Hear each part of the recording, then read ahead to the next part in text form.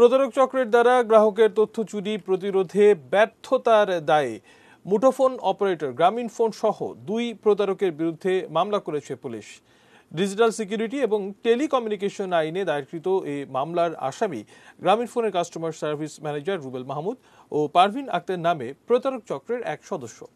মঙ্গলবার তেজগাঁও বিভাগের ডিসি হারুনুর রশিদ নিজ কার্যালয়ে আয়োজিত সংবাদ সম্মেলনে জানান, গ্রাহককে তথ্য সুরক্ষা দিতে ব্যর্থ হয়েছে গ্রামীণফোন।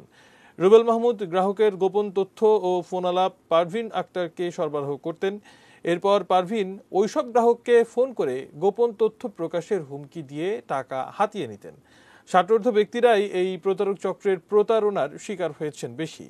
রাজনীতিবিদ, সরকারি চাকুরিজীবী ও ব্যবসায়ী সহ প্রায় অর্ধশত ব্যক্তির কাছ থেকে এরা বিপুল অঙ্কের অর্থ হাতিয়ে নিয়েছে বলে অভিযোগ রয়েছে। আমাদের গ্রামীণফোনের যে তথ্য থাকে, আমাদের ব্যক্তি তথ্য, এই তথ্যটা তারা সুরক্ষা দিতে পারে নাই, বরং তারা এখানে যে কাজটি করেছেন এই তথ্যটা একটা ব্ল্যাকমেলিং চক্রকে দিয়ে দিচ্ছে। আর ওই ব্ল্যাকমেলিং চক্র, ওই সংঘবদ্ধ চক্র, তারা বিভিন্ন সময় এই সমাজের উঠতি বয়সের যে বড় লোক যারা রয়েছে তাদেরকে ব্ল্যাকমেল করছে, অর্থাৎ তাদেরকে বলছে যে আমাদের তথ্য আছে আপনার, এই তথ্য দিয়ে লক্ষ লক্ষ টাকা হাতিয়ে নিচ্ছে।